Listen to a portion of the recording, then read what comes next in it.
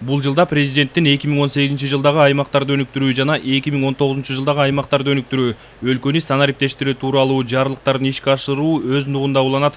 Инвестициялык климатты жакшыртууга багытталган мыйзамдар, демилгелер толук кандуу аткарылбай жаткандыгы жаңырган жылда жарыяланган жарлыкта айтылды. Агылайык жергиликтүү тургундар менен инвестор ортосунда пикир келишпестик сыяктуу көйгөйлөр чечилбей жаткандыгы белгилүү.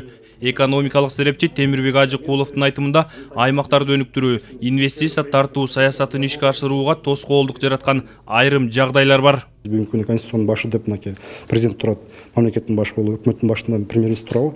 Ушул эки киши, ушул эки институт багыт бергенден кийин калган аткаруу бийлиги ушул багытта кетиши керек да негизи. Ылдыйк аткаруу деңгээлине түшкөндө ар бир министрлик, ар бир агенттик деле өзүнүн өзү болуп калган да. Ал эми өлкөнү санариптештирүүгө келе турган болсок, бул жылда электрондошуу саясатын калктын калың катмарына, ишкер чөйрөгө, мамлекеттик кызмат көрсөтүүгө кеңири жайылтуу милдети турат. Глобалдашуу жана маалыматтык технология өнүккөн бул доордо санариптик сабаттуулугу жогору болгон коомду түптөө учурталабы. Президенттин жарлыгы менен 4 мындай артыкчылыктуу мындай багыттарды белгиленип кетиптир. Биринчисин мисалы үчүн айтып кетсек, бул болсо биздин мындай приоритетный сектордо атабыз. Артыкчылыктуу секторлор эң биринчиси айыл чарба сектору, экинчиси болсо жанагы кызмат көрсөткөн ишканалар. Алардын баары ошол маалымат технологияларга мындай көбүрөөк басым жасап, анан кийин өздөрүнүн бизнес процесстерин санариптештирип, анан кийин технологияларды өнүктүрсө, биз болсо өндүрүмдүүлүк мындай чоңоймок деген белгини билдирет. Аны менен катар өлкө башчынын жарлыгында төмөнкүлөр белгиленди.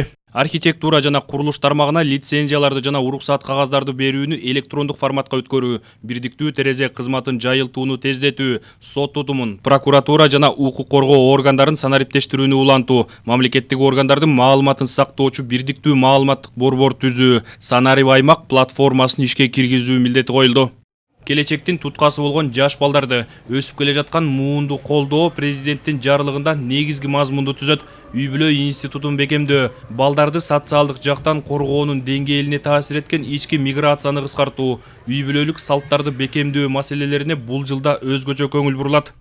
Балдарды социалдык жактан коргоо, өзгөчө жетим балдарды, оор турмуштук жагдайда калган жана ден соолугуна мүмкүнчүлүгү чектелген балдарды колдоо мамлекеттик саясаттын артыкчылыктуу багыты катары аныкталды. Аны менен бирге жарлыкта калктын аялуу катмарындагы балдарды туулгандыгы тууралуу күбөлүк, тийиштүү документтер менен акысыз камсыздоо айтылды. Бардык аймактарда балдарга жеке идентификациялык номерди берүү жөнөкөйлөтүлөт. Мектепке чейинки билим берүүнүн пайызын көбөйтүп, мамлекеттик жеке өнөктөштүк жолу менен бала бакчалардын санын арттыруу тапшырмасы коюлду. Андан тышкары аймактарда балдарды эрте куракта өнүктүрүүчү 100 даана борборду ачуу милдет айтылды. Биздин ушул оор турмуштагы үй-бүлөлөрдү, балдарды табуу, аларды баалоо жана аларга мындай сопровождение жүргүзүү, ошо жакырчылыктан же болбосо ошо турмуштук оор кырдаалдан чыгаруу боюнча биз жергиликтүү аймактан министрлик 385 кызматкер менен бүгүнкү күнү келишим түздү айыл өкмөттөр менен. 2 жыл бою жүргүзүлүп келген мамлекеттик саясат балдарга колдоо көрсөтүү,